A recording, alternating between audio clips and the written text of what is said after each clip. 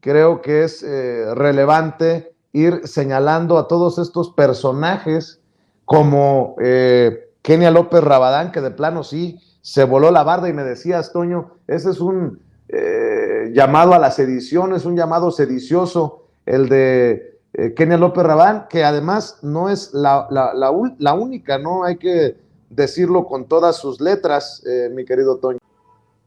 Muchos otros que están haciendo ese llamado a la violencia, que se tienen que definir como eso, Vicente, querido Jaime, querido público consentidor, como fascistas. Miren, luego de que el presidente López Obrador diera a conocer ayer que considera, y lo cito, ¿no?, lamentable que por intereses de las élites económicas y políticas desde el comienzo de la presidencia legítima de Pedro Castillo se haya mantenido un ambiente de confrontación y hostilidad en su contra hasta llevarlo a tomar decisiones que le han servido a sus adversarios para consumar su destitución con el sui generis precepto de incapacidad moral. Luego de que tuiteara eso el presidente, salieron los más despreciables de los despreciables.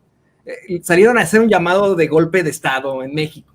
Lo hizo primero el racista de Mario Di Constanzo, ese que precisamente utilizó la frase terrible de no tienen la culpa, ya saben qué. No, yo no lo voy a repetir porque a mí me parece verdaderamente ofensivo, pero él tuiteó esto, pregunta, ¿y si en vez de Pedro se llamara Andrés y Lili en lugar de Dina? Esto, por supuesto, al mencionar a la vicepresidenta de Perú, Dina Boluarte, quien yo estoy contigo, Vicente, emula a la conservadora boliviana Yanina Áñez al tomar protesta como mandataria. Ya sabemos dónde está Yanina Áñez en estos momentos en Bolivia, está tras las rejas, ¿no? Pero bueno, también tenemos este sujeto de los pantalones de cuero, el junior de los juniors, Pedro Ferriz Hijar, decir, ¿para cuándo? Como ya lo habías planteado, ¿con quién se tiene que hablar o qué pex?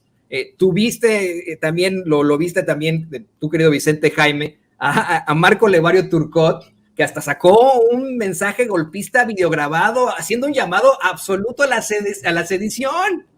Marco Levario Turcot, chayotero profascista. Pero lo que más preocupa es que venga desde el poder, que venga de personajes como Kenia López Rabadán, quien hace ese evidente llamado a la sedición en México, como cuando llamó a sus seguidores junto con Lili Telles, Xochitl Gálvez, y bueno, en este programa espantoso, a la agresión en contra de los miembros del equipo de Sin Censura. Tú pusiste hace rato ese tuit verdaderamente lamentable de Kenia López Rabadán, en el que asegura que López Obrador enfrenta el futuro de la destitución, del golpe de Estado, de la cárcel y del desprecio. Está incurriendo en sedición.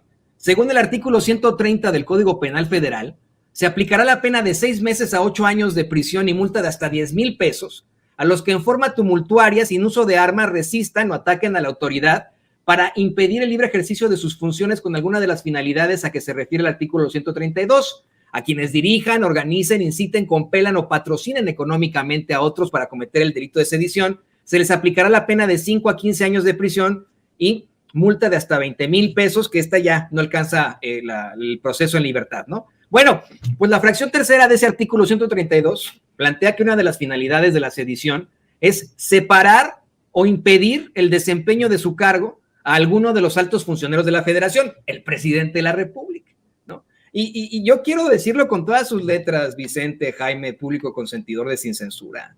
Les hemos llamado a estos despreciables fachos o fachitos de cariño, pero hay que llamarlos por lo que son, por la definición del libro de texto.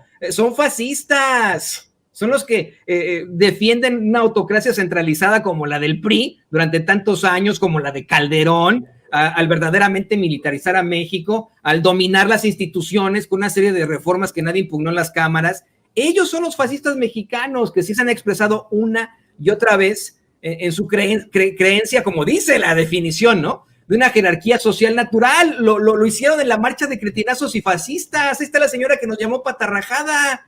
Ellos son los fascistas que chillan cuando el presidente les llama aspiracionistas. Parte de ese concepto del fascismo es la subordinación a los intereses individuales. Ellos son los fascistas, pues directamente te agredieron a ti, Vicente, te agredieron físicamente, como ocurrió cuando otro junior, Pelón Gomis, te atacó en un restaurante. Pues insistimos, ¿no? El libro de texto señala, ¿no?, la definición, que la violencia pues no es negada, no es rechazada por el fascismo, sino que se utiliza como una forma de llegar al gobierno. Violencia que tú has enfrentado una y otra vez, como la de este imbécil Santiago Torreblanca, quien te agredió ahí en la Cámara de Diputados, ¿no? Esos son los fascistas. Hay que exhibirlos y en todo caso tendrían que enfrentar las consecuencias de sus actos a nivel penal, pero honestamente, y eso sí me parece, lo digo con una crítica muy, muy respetuosa al gobierno del presidente López Obrador, no va a pasar nada. En el ánimo de la libertad de expresión y etcétera, va a seguir permitiendo que estos despreciables, asquerosos y nefarios sigan haciendo llamados a la sedición, a un golpe de Estado, a una guerra en México. Fíjate,